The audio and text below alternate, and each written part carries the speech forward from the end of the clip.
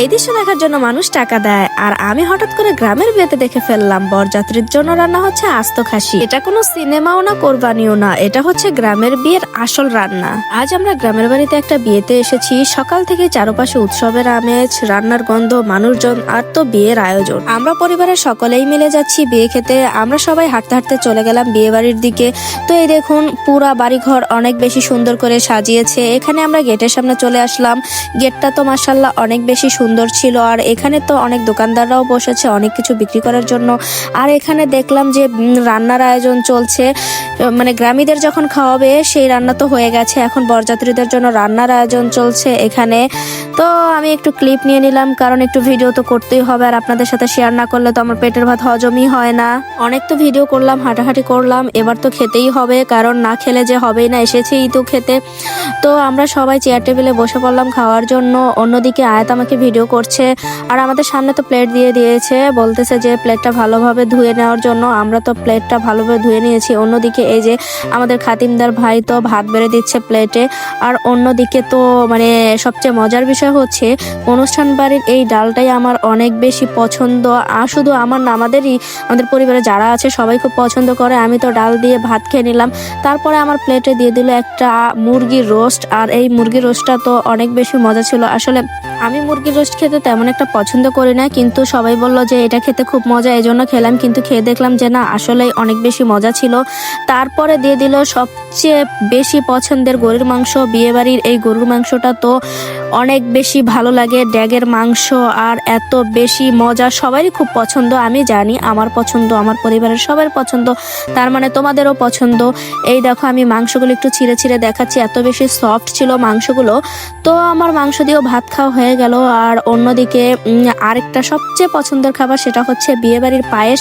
এই পায়েসটা তো আরো বেশি মজা। তো আমি তো বললাম যে আমাকে 1 চামচ পায়েস দাও।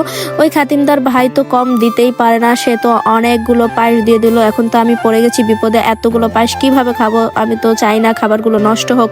তারপরে যাই হোক, অনেক কষ্ট করে আমি খাবারগুলো খেয়ে নিলাম। তারপরে খেয়ে যখন এসেছি, হাত ধুয়ে দেখলাম এখানে বাড়াবাড়ি করছে। একদম বাড়াবাড়ি করতে যেয়ে সবাই অনেক বেশি ঝগড়া শুরু করে দিয়েছে।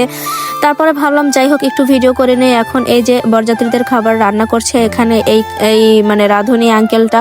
তো উনি দেখছি যে মাছ কিভাবে যেন মশলা দিয়ে আর কি মাখায় নিচ্ছে একটার পর একটা। আর অন্যদিকে দেখলাম যে সবচেয়ে মজাদার বিষয় যেটা, সেটা হচ্ছে আস্ত খাসিটা সাজাচ্ছে।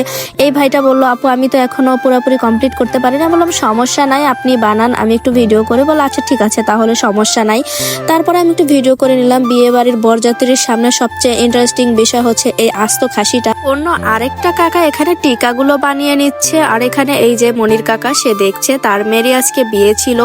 তারপরে এখানে ফোরাত কাকা খুব মনোযোগ দিয়ে খাচ্ছে, সে দেখছে আর খাচ্ছে ড্যাগের পাশে বসে। আর সবচেয়ে ইন্টারেস্টিং বিষয় হচ্ছে এখানে মুরব্বি কাকা দেখছি এক এক করে মাছ মিশিয়ে নিচ্ছে। এর আগে মিশিয়েছিল কই মাছ, আর এখন অনেক সুন্দর করে মিশিয়ে নিচ্ছে চিংড়ি মাছগুলো। আর অন্য অন্য চাচিরা তাকে সাহায্য করছে। তারা সবাই মিলে অনেক সুন্দর করে কাজ করছে একসাথে, সবাই মিলে মিশে। গ্রামের বিয়েতে কেউ আলাদা না, সবাই এক পরিবারের মতো। সবচেয়ে এই দৃশ্যটাই ভালো লাগে।